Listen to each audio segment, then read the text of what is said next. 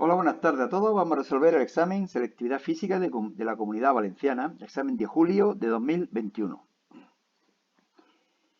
Primera pregunta, totalmente teórica, dice, explica qué se entiende por fuerza conservativa. Bueno, ahí tenéis la definición. Es aquella fuerza que el trabajo que realiza no depende de la trayectoria seguida, sino solamente del punto inicial y final. Y por lo tanto, en una trayectoria cerrada, el trabajo es cero.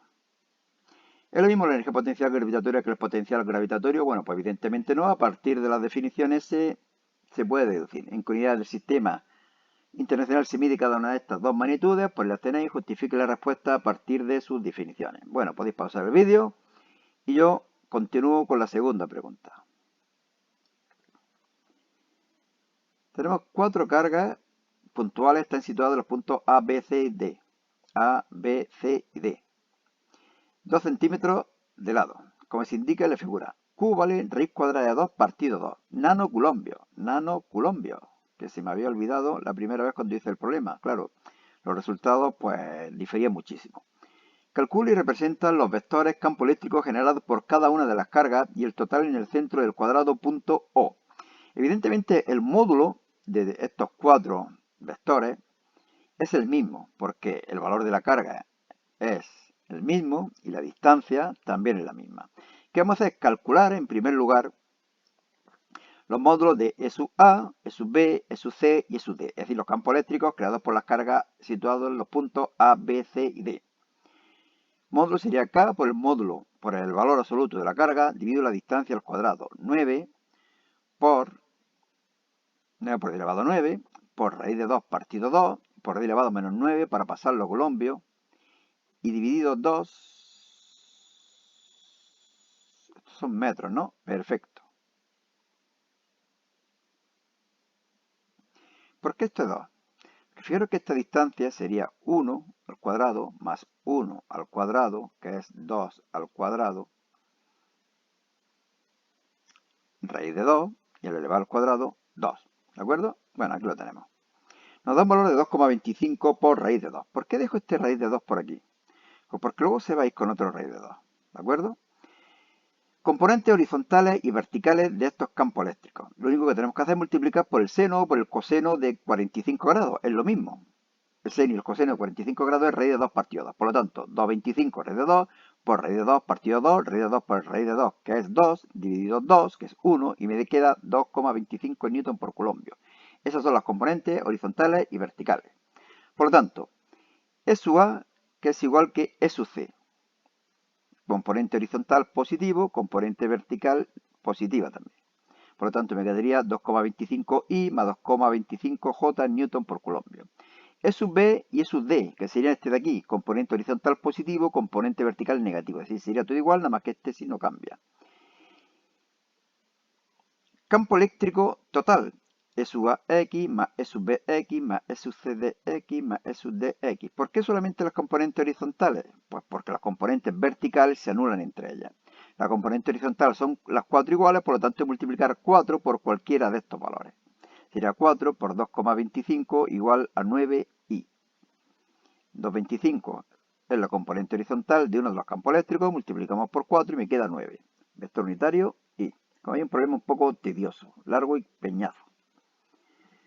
3. Una partícula de carga Q menor que 0, es decir, una carga negativa, entra con velocidad v en una región en la que hay un campo magnético uniforme normal al plano del papel, tal como se muestra en la figura. Vale, pues que tengamos en cuenta esto. Escribe la expresión del vector fuerza magnética que actúa sobre la carga. Razona si la trayectoria mostrada es correcta y representa razonadamente en el punto P los vectores velocidad y fuerza magnética. Bueno, yo lo que he hecho ha sido dibujar en rojo lo que añado al esquema, que es la fuerza, que está actuando siempre hacia el centro de giro, y en este punto la fuerza también hacia el centro de giro, y la velocidad que es tangente a la trayectoria. Fuerza, sabéis que es igual a Q por producto vectorial de V por B. Aquí la flecha esta no sé ni cómo la he puesto, pero bueno. Q por el producto vectorial de V por B. ¿Por qué B aquí lo pongo negativo? Pues porque, como veis, está hacia el interior. Las cruces indican que el campo magnético va hacia el interior y por lo tanto sería en el sentido negativo del eje Z. Bueno, me queda esto de aquí, ¿de acuerdo? Y en el punto P, pues quedaría esto igual, o parecido, solamente que aquí la velocidad en este punto, si aquí iba hacia la derecha, aquí iba hacia abajo, y por lo tanto, el sentido negativo del eje Y. B, lo mismo, siempre en el sentido negativo del eje Z. Me quedaría esto de aquí. Vector J, vector Y. Bueno, el resto de teoría, podéis pausar el vídeo y leerlo. 4. Una espira rectangular se sitúa a la cercanía de un hilo conductor rectilíneo de gran longitud, recorrido por una corriente eléctrica cuya intensidad aumenta con el tiempo. La intensidad aumenta. Razona por qué aparecerá una corriente en la espira, indica cuál será su sentido y enuncia la ley del electromagnetismo que explica este fenómeno. Bueno, todo esto es teoría. Aquí lo más importante es que al aumentar la intensidad de la corriente eléctrica, aumenta el campo magnético en esta zona. Y por lo tanto aumenta el flujo magnético. ¿Eso qué conlleva? Cuando cambia, cuando varía el flujo magnético a través de una espira, se produce una corriente eléctrica inducida. Bueno, yo digo que es teoría, lo tenéis por ahí todo explicado, y yo voy a pasar al siguiente ejercicio. C5, aquí, esto ha bailado, vale. Pregunta muy corta, dice, escribe la expresión del nivel sonoro en función de la intensidad de un sonido. Pues esto de aquí. Un auricular produce en la entrada del oído un nivel sonoro de 80 decibelios. Calcula la intensidad sonora en ese punto. Pues despejar de aquí la I y se ha acabado. Así que como veis, facilón. Este sería de los que cogerían la mayoría de los alumnos, supongo. Deduce la relación entre la distancia objeto S y la distancia focal f' de una lente para que la imagen sea invertida y de doble tamaño que el objeto. Si es invertida y de doble tamaño, I' partido I tiene que ser igual a menos 2. Pero sabemos que I' partido I es igual que S' partido S. Bueno, pues S' será igual a menos 2S. Esta es una de las ecuaciones fundamentales de la óptica de la lente delgada. Y donde está S' vamos a poner menos 2S. Al final, ¿qué me queda? Que S es igual a menos 3F' partido 2, que supongo que es lo que me pide. Supongo que la F' también la podríamos haber puesto aquí dividiendo. S partido F' igual a menos 3 medios, o F' partido S, o despejar F'. En fin, cualquier ecuación que relacione las dos magnitudes. Pasamos al C7. Describe en qué consiste la hipermetropía. Bueno, esto es... Ojo pequeño. Teoría, aquí lo tenéis. Paso. C8. Escribe las expresiones de la energía total y de la energía cinética de un cuerpo en relación con su velocidad relativista, explicando la diferencia entre ambas energías. Una partícula cuya... Bueno, y esa es la parte práctica. Esta sería la energía total, la energía en reposo, la suma de la energía en reposo más la energía cinética, y por lo tanto la energía cinética, la energía total menos la energía en reposo. Esta parte teórica. Y luego nos dice que una partícula cuya energía en reposo es su cero vale 135 megaelectronvoltios. Se mueve con una velocidad v igual a 0,5 c. Calcula la energía relativista en la partícula en megaelectronvoltios y su energía cinética en julio. Bueno, ya sabéis que la energía total es igual al coeficiente de Lorentz por su 0. El coeficiente de Lorentz 1 partido raíz cuadrada de este mogollón. Por lo tanto, en nuestro caso, en vez de poner v, ponemos 0,5c al cuadrado. C cuadrado y c cuadrado se va. 0,5 al cuadrado, que sería 0,25. 1 menos 0,25 sería 0,75. Raíz cuadrada 0,75. Lo pasamos arriba y nos da este valor, 155,8 megaelectronvoltios. La energía cinética, la diferencia de la energía total menos la energía en reposo, 20,88 megaelectronvoltios. Lo pasamos a julio multiplicando por la carga del electrón en valor absoluto y obtener un valor de 3,34 por 10 elevado a menos 12 julio. Bueno, empezamos con los problemas.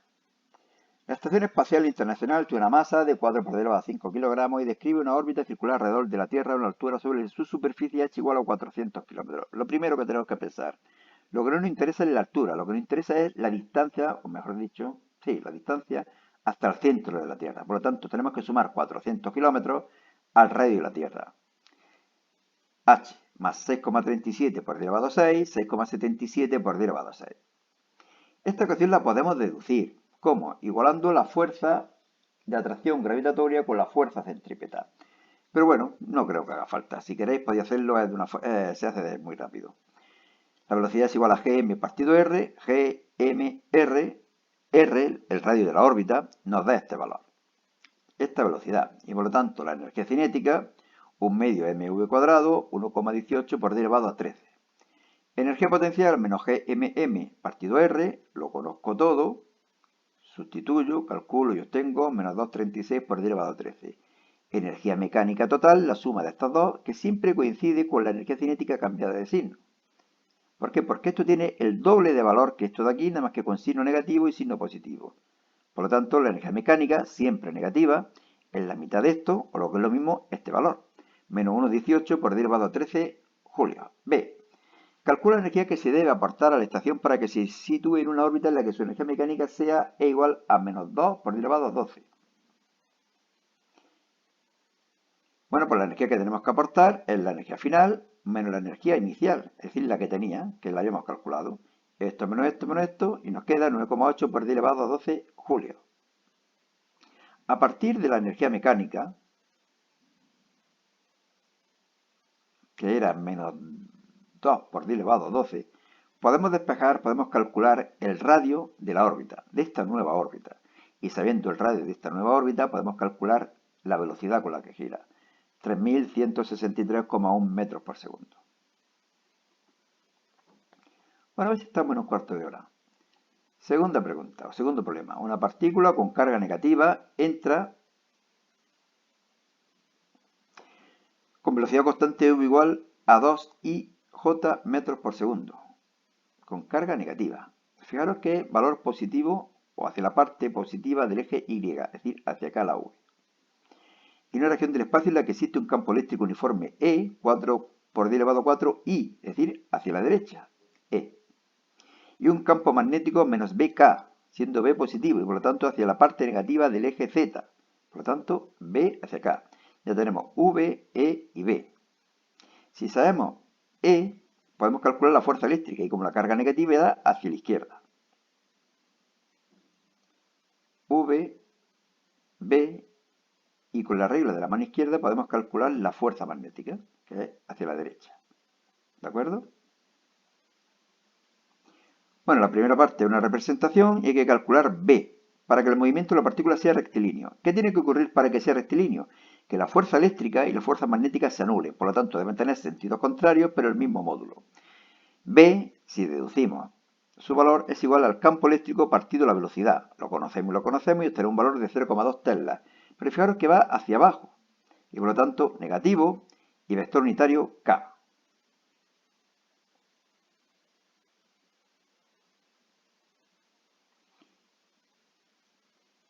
B. En un instante dado se anula el campo eléctrico y el módulo de la fuerza que actúa sobre la partícula a partir de ese instante vale este de aquí.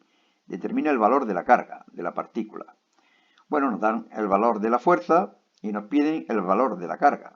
Despejamos, obtenemos un valor de 1,6 por 10 elevado a menos 19 coulombios, pero nos decían que era negativo, será por lo tanto menos 1,6 por 10 elevado a menos 19 coulombios. Alguien podría decir, ¿un electrón? ¿Un electrón? Sí. O un antiprotón, casi nada, ¿no?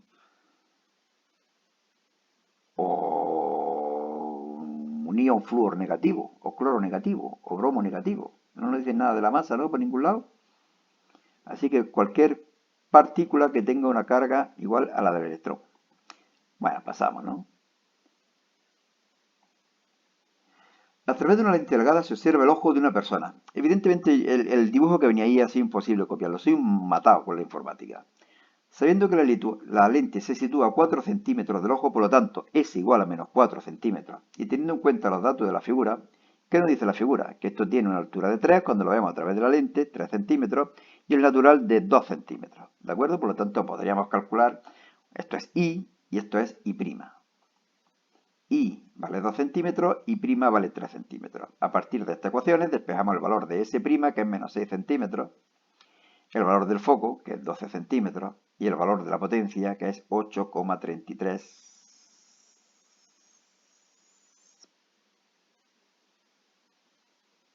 dioptrías. Estoy pensando que el apartado B, que es que no lo he hecho, o que lo tengo aquí. No, que lo tengo aquí, ¿vale? Este sería el diagrama de rayos. El objeto, esta es la distancia focal, aquí está el objeto que, como veis, está bastante cerca de la lente comparado con la distancia focal. Y esta sería la imagen que, como veis, es 1,5 veces superior, bueno, más o menos, ¿no?, al objeto. La lente es convergente ya que la distancia focal es positiva y la imagen es virtual, puesto que no se cortan los rayos, se cortan las prolongaciones. Y aquí lo que hago ahora es calcular el nuevo tamaño si el objeto se alejara de la lente. Me parece que decían 3 centímetros, ¿no? 4 centímetros o algo así. Vamos a leerlo de nuevo. Si se alejara 1,5 centímetros, es decir, si se pusiera a 5,5 centímetros a la izquierda. Bueno, las mismas ecuaciones de antes. Despejamos y calculamos una altura de 3,8 centímetros. Antes era 3, ahora es 3,8. Y último problema. Será una tormenta seca, cesio 137, radiactivo, hace 60 años. La actividad de la muestra debida exclusivamente al cesio 137 de 0,08 becquerelios. Determina número de núcleos y la masa de cesio 137. Bueno, actividad es igual a lambda por n, o lo que es lo mismo, logaritmo neperiano de 2 partido periodo de semidesintegración, esto es lambda por n, despejamos n y obtenemos este valor, 1,1 por 10 elevado a 8 núcleos. ¿Cuál sería la masa? Pues como nos dan la masa de un núcleo, 2,27 por 10 elevado a menos 25 kilogramos, multiplicamos esto por este valor y obtenemos la masa. 2,5 por 10 elevado a menos 17 kilogramos, o lo que es lo mismo, 0,025 picogramos. La actividad de la muestra hace 60 años. Pues aplicamos esta ecuación, A igual a sub 0 por E elevado a menos lambda t, y nos piden A sub 0, que sería igual a A partido E elevado a menos lambda t, o lo que es lo mismo, A por E elevado a lambda t. Lo conocemos todo, en vez de poner lambda podemos poner logaritmo neperiano de 2 partido periodo de semidesintegración, y obtenemos una actividad inicial hace 60 años de 0,317 becquerelios. Y creo que ya está, sí, porque este es ya otro examen. Os lo enseño también para deciros que en este blog, selectividadjosecuenca.blogspot.com, podéis encontrar en formato PDF todos los exámenes de las distintas comunidades autónomas. Bueno, nada más. Hasta luego, un saludo y suerte. Echad por la sombra.